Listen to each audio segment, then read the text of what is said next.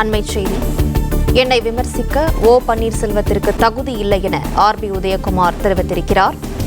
என்னை விமர்சிக்க ஓ பன்னீர்செல்வத்திற்கு தகுதி இல்லை என ஆர்பி உதயகுமார் தெரிவித்திருக்கிறார். கூடுதல் விவரங்களை செய்தியாளர் பாண்டியராஜன் வழங்க கேட்கலாம். பாண்டியராஜன் வணக்கம். மேலும் விவரங்கள் என்ன, சொல்லுங்க.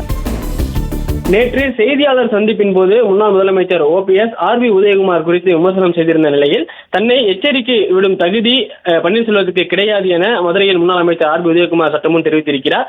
அதிகாரம் வேண்டுமென்றால் அமைதியாக இருப்பார் ஓபிஎஸ் எனவும், அதிகாரம் இல்லை என்றால் எந்த எல்லைக்கும் பன்னீர்செல்வம் போவார் என மதுரையில் முன்னாள் அமைச்சர் ஆர்பி உதயகுமார் அவருடைய பேட்டியில் தெரிவித்திருக்கிறார். கட்சி நலனுக்காக என் பதவியை ராஜினாமா செய்ய வேண்டும் என்று எடப்பாடியார் உத்தரவிட்டால் இந்த நிமிடமே செய்ய தயார் எனவும் அவர் தெரிவித்திருக்கிறார். மதுரை கே நகர் பகுதியில் உள்ள தன்னுடைய வீட்டில் இருந்து செய்தியாளர்களை சந்தித்த அவர் இவ்வாறு தெரிவித்திருக்கிறார். குறிப்பாக இரட்டை இலையை எதிர்ப்பது மரணத்திற்கு சமம் என்கிற வகையிலும் ஆர்பி உதயகுமாரனுடைய அந்த பேட்டியில் தகவல் இருக்கிறது. ஓபிஎஸ்க்கு நான் நினைவுபடுத்த கடமைப்பட்டிருக்கிறேன். ஏன் என்று சொன்னால் அவர் சொல்வதெல்லாம் உண்மை என்று மக்களிடத்திலே அந்த செய்தி சென்றுவிடக் கூடாது. அம்மா அவர்கள் எனக்கு கொடுத்த நற்சான்று என்று அடிக்கடி தனக்குத்தானே அவர் தப்பட்டம் அடித்துக் கொள்கிறார். அதாவது முன்னாள் முதலமைச்சராக இருந்த ஜெயலலிதா அவர்கள் தனக்கு நற்சான்றிதழ் கொடுத்ததாக ஓபிஎஸ் தனக்கு தானே தப்பட்டம் அடித்துக் கொள்வதாகவும் ஆர்பி உதயகுமார் தெரிவித்திருக்கிறார்.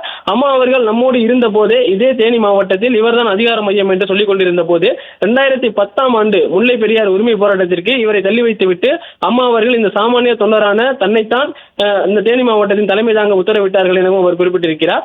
அதே 2010 ஆண்டு இன்றைய நாடாளுமன்ற உறுப்பினர் தங்க தமிழ்ச்செல்வன் தலைமையிலேயே செயல் வீரர்கள் கூட்டம் நடத்துகிற போது இவரை தள்ளி வைத்துவிட்டு அம்மா அவர்கள் என்னை அந்த செயல் கூட்டத்தில் கலந்து கொள்ள சொன்னார்கள் எனவும் அவர் குறிப்பிட்டிருக்கிறார். தேனி மாவட்டத்தின் வளர்ச்சிக்காக ஆலோசனை வழங்குவதற்கு இந்த சாமானிய தொண்டன் உதயகுமார் ஆணையிட்டார்கள் என்பதும் அந்த வரலாற்றையும் அவருக்கு நினைவுபடுத்த விரும்புவதாகவும் முன்னாள் அமைச்சர் உதயகுமார் குறிப்பிட்டிருக்கிறார். அதேபோல 2011 ஆண்டு அம்மா அவர்கள் ஆட்சியில் பொறுப்பேற்றவுடன் தேனியில் தங்க தமிழ்ச்செல்வன் குடும்ப அந்த திருமண விழாவிற்கு அம்மாவினுடைய சார்பில் உதயகுமாரே பங்கேற்க சொல்லியிருப்பதாகவும் அவர் குறிப்பிட்டிருக்கிறார். நாடாளுமன்றத்தின் வெற்றிக்காக தனக்கு பணியாற்றுகிறேன் என்ற வாய்ப்பு கிடைக்கின்ற போது தலைமைக்கும் இரட்டை இலைக்கும் விசுவாசமாக தான் பணியாற்றியிருப்பதாகவும் உதயகுமார் குறிப்பிட்டிருக்கிறார். தமிழகம் முழுவதும் வெற்றி வாய்ப்பு நலிந்து போகிற போது தேனி மாவட்டத்தில் இரட்டை இலை மலர்ந்தது. அதற்கு இந்த சாமானிய தொண்டனுடைய இந்த விசுவாசமான உழைப்பு எப்படி என்பதை நீங்கள் வேண்டுமானால் உங்கள் வசதிக்காக மறந்து இருக்கலாம் எனவும் அல்லது மறைக்க முயற்சிக்கலாம் எனவும் ஆர்பி உதயகுமார் குறிப்பிட்டிருக்கிறார். உங்களுக்கு நேரம் கிடைத்தால், மனசாட்சி இருந்தால் எளிய தொண்டரிடம் விசாரித்து பாருங்கள். தன்னுடைய விசுவாசத்தை இரட்டை இலை சின்னத்திற்காக எப்படி உழைத்தேன் என்பதையும் அவர் குறிப்பிட்டிருக்கிறார்.